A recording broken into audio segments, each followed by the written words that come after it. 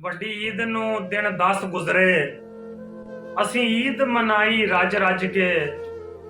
ਬੜਾ mutton beef ਤੇ ਕੋਰਮਾ ਖਾਦੀ ਫੇਰ ਕੜਾਈ ਰੱਜ ਰੱਜ ਕੇ। ਸੁਬਹ ਸ਼ਾਮ ਗੋਸ਼ਤ ਗੋਸ਼ਤ ਹੀ ਹੋ ਗਏ ਸਦਾਈ ਰੱਜ ਰੱਜ ਕੇ। ਤੇ ਨਹੀਂ ਕਿਸੇ ਗਰੀਬ ਨੂੰ ਸੁਲਾ ਮਾਰੀ, ਭੁੱਲ ਗਏ ਖੁਦਾਈ ਰੱਜ ਰੱਜ ਕੇ। ਨਹੀਂ ਕਿਸੇ ਗਰੀਬ ਨੂੰ ਸੁਲਾ ਮਾਰੀ, ਭੁੱਲ ਗਏ ਖੁਦਾਈ ਰੱਜ ਰੱਜ ਕੇ। ਤੇ ਗੋਸ਼ਤ ਅੱਜ ਵੀ ਵਿੱਚ ਫਰਿੱਜ ਦੇ, ਉਹ ਕੀਤੀ ਫੇਰ ਸਫਾਈ ਰੱਜ ਰੱਜ ਕੇ। ਤੇ ਦੰਦ ਦਾੜ ਤੇ ਬੁੱਟ ਦੁਖਣ ਲੱਗੇ, ਦੰਦ ਦਾੜ ਤੇ ਬੁੱਟ ਦੁਖਣ ਲੱਗੇ।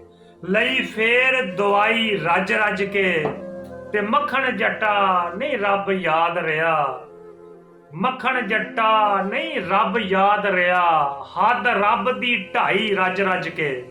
ਮੱਖਣ ਜੱਟ ਪੰਜਾਬੀ ਚੈਨਲ ਵੱਲੋਂ ਮੱਖਣ ਜੱਟ ਇੱਕ ਵਾਰੀ ਫਿਰ ਤੁਹਾਡੀ ਖਿਦਮਤ 'ਚ ਹਾਜ਼ਰ ਆ।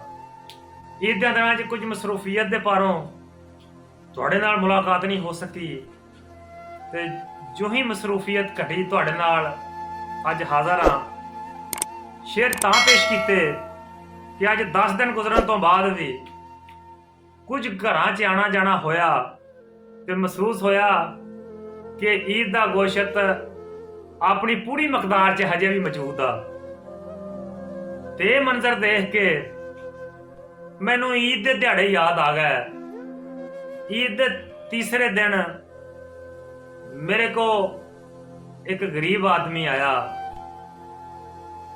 ਉਹਨੇ ਆਖਿਆ ਮੈਂ 3 ਦਿਨ ਤੁਹਾਡੇ ਕੋਲ ਤਾਂ ਨਹੀਂ ਆ ਸਕਿਆ ਕਿ ਈਦ ਦੇ ਦਿਨਾਂ 'ਚ ਉਧਾਰ ਨਹੀਂ ਕਰ ਸਕਦਾ, ਮੇਰੇ ਕੋਲ ਪੈਸੇ ਕੋਈ ਨਹੀਂ ਸੀ ਜਿਹੜੇ ਮੈਂ ਦਵਾਈ ਦੇ ਪੈਸੇ ਦੇ ਸਕਦਾ।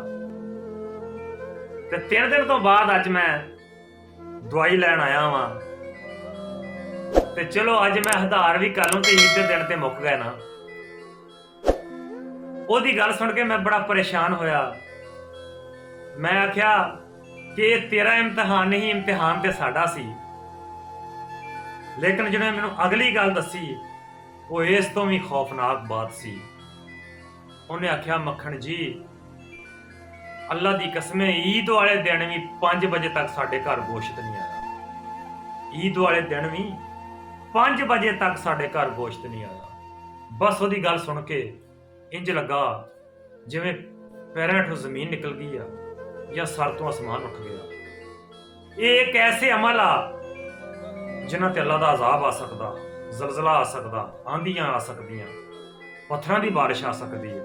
ਇਹ ਐਸੇ ਅਮਲ ਆ, ਐਸੇ ਵਾਕਿਆਤ ਆ ਕਿ ਜਦੋਂ ਮੁਹੱਲੇ ਵਾਲੇ ਰੱਜ ਕੇ ਖਾਣ, ਕਿਸੇ ਇੱਕ ਗਰੀਬ ਘਰ ਸ਼ਾਮ 5 ਵਜੇ ਤੱਕ ਵੀ ਗੋਸ਼ਤ ਨਾ ਆਵੇ, ਇਸ ਤੋਂ ਬੜੀ ਬਦਕਿਸਮਤੀ ਬਦਨਸੀਬੀ ਹੋਰ ਕੀ ਹੋ ਸਕਦੀ ਆ।